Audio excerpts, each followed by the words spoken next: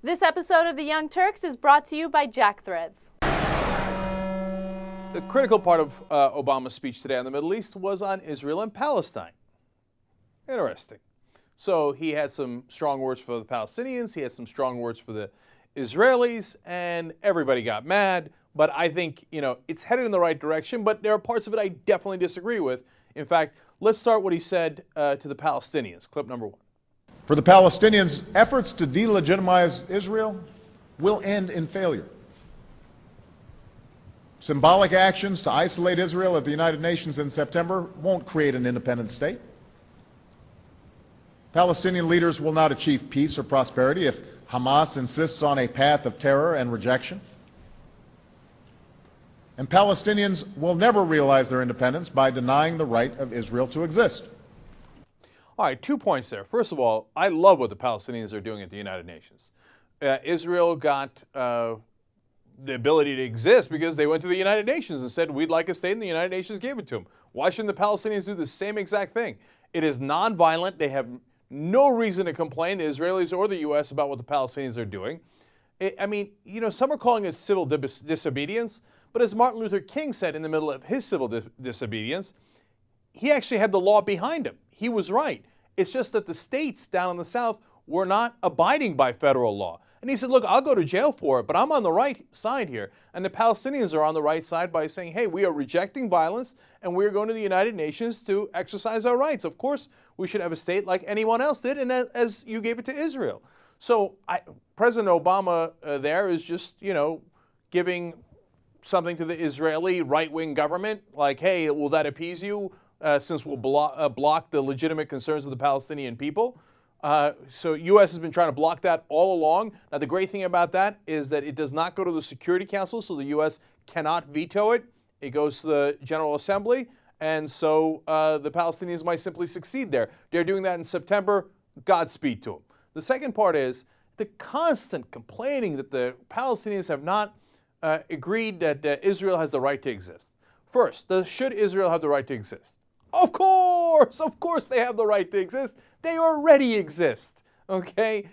Second of all, will the Palestinians agree to that? Of course they will. Even Hamas has said on several occasions, through conduits and sometimes directly, obviously at the end of negotiations, we're going to give them the right to exist, or they already have the right to exist. We will acknowledge it because it's the most obvious thing in the world, right? They're just holding on to it as some sort of negotiation ploy, which, by the way, I think is a dumb negotiation ploy. They should just simply come out and go, yeah, of course Israel has the right to exist. Now let's move on, right? But the thing that drives me crazy about it is not that. It is the awesome irony of that statement.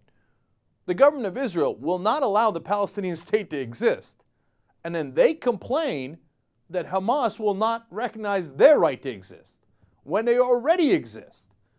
No, and what Israel is doing is not rhetorical, it is not philosophical, it is not ideological, it is real, it is practical. They are actually preventing the Palestinian state from existing. So please spare me that argument. So, did I agree with the president on this stuff? No. Okay. Now, when he got to Israel, interesting. And I thought very uncontroversial. The Republicans apparently disagreed. Let's take a look at the first part of it. As for Israel, our friendship is rooted deeply in a shared history and shared values. Our commitment to Israel's security is unshakable, and we will stand against attempts to single it out for criticism in international forums. But precisely because of our friendship, it's important that we tell the truth. The status quo is unsustainable, and Israel too must act boldly to advance a lasting peace. The fact is, a growing number of Palestinians live west of the Jordan River. Technology will make it harder for Israel to defend itself. A region undergoing profound change will lead to populism in which millions of people, not just one or two leaders, must believe peace is possible. The international community is tired of an endless process that never produces an outcome. The dream of a Jewish and democratic state cannot be fulfilled with permanent occupation. Again, incredibly obvious. You can't have a permanent occupation. Now the right wing has gone ballistic over this. Well, I don't understand. What do you want? You want an occupation that lasts forever? You want to be the brutal oppressors forever? Because if you say, hey, look, we're working towards peace, it's just taking some time and we need some security issues cleared up, you say, all right, well, then you're not really an oppressor. That's the argument, right? That you're going to get to that peaceful resolution at some point. If you say, no, the occupation should be permanent, well, then there's no argument. Then you are in the wrong 1,000,000%. You are the oppressor. You are the one who keeps millions of people enslaved in a state that is not theirs. That is brutal, and you do it through a force of arms. So what is there to complain about? That's insanity to complain about that statement. But they had a second bone to pick with him. It had to do with the borders. Let's watch that portion of the clip. What America and the international community can do is to state frankly what everyone knows. A lasting peace will involve two states for two peoples. Israel as a Jewish state and the homeland for the Jewish people, and the state of Palestine as the homeland for the Palestinian people, each state enjoying self-determination, mutual recognition, and peace. So while the core issues of the conflict must be negotiated, the basis of those negotiations is clear: a viable Palestine, a secure Israel.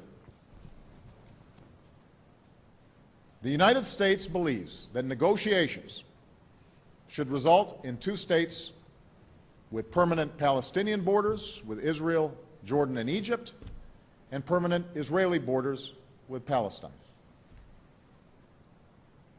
We believe the borders of Israel and Palestine should be based on the 1967 lines with mutually agreed swaps, so that secure and recognized borders are established for both states. The Palestinian people must have the right to govern themselves and reach their full potential in a sovereign and contiguous state.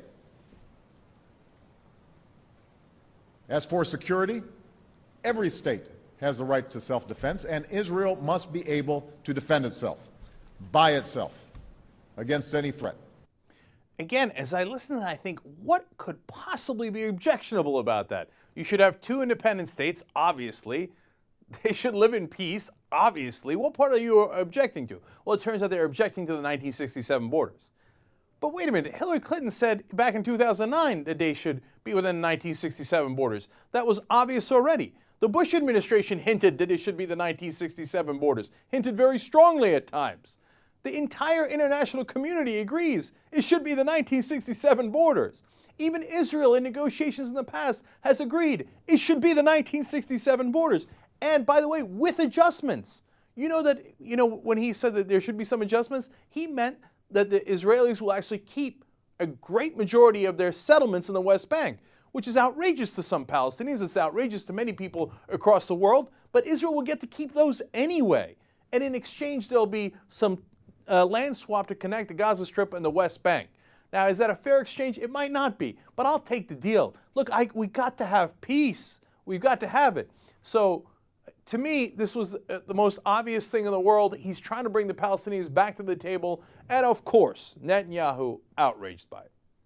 The Israeli Prime Minister says that he can't believe that President Obama gave the speech, and he should, make clear that what President Bush once said in 2004 is the way to go, which is that, we will back Israel unilaterally, and we will not get into border disputes or anything like that. Whatever Israel says, we will do.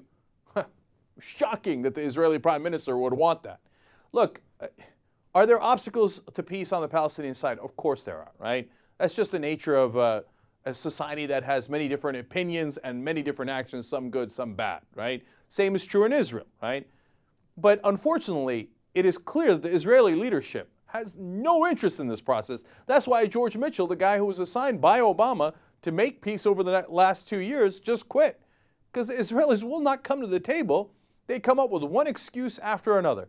And it doesn't help Israel. It hurts Israel. Look, President Obama's right. You can't keep up with what's going on in the world. Technology has changed. Everything has changed. You've got to have the peace. That's the way to actually make sure that Israel is secure. But in their right-wing government, in their eternal arrogance says no, no, no, over and over again. So what are the two remaining issues, by the way? One is who's going to get to keep Jerusalem, and the other is the right of return for the Palestinian refugees. Look, I've known this answer for at least 15 years. Everybody I've ever had on this show knows the answer. The Arab League knows the answer. The Israelis know the answer. The Americans know the answer. You split Jerusalem, the Arab side and the Jewish side, and the Palestinians don't get a right of return for the refugees except for a few symbolic returns. Because if they could all return to Israel, then Israel wouldn't exist anymore. Everybody knows you can't do that, right? And I know they're holding on to it for negotiation. That makes sense, right? And the Israelis are holding on to Jerusalem for negotiation purposes, I hope. But if they actually want to keep Jerusalem and break that deal that everybody knows is the right deal, well, then you're not going to have a deal because one side doesn't want a deal. So, look, I think it was, even though there are parts of it that I totally disagreed with, and I outlined that for you just now, and even though it wasn't any groundbreaking thing in my opinion, wow, a United States president said we should have the 1967 borders, kind of, right?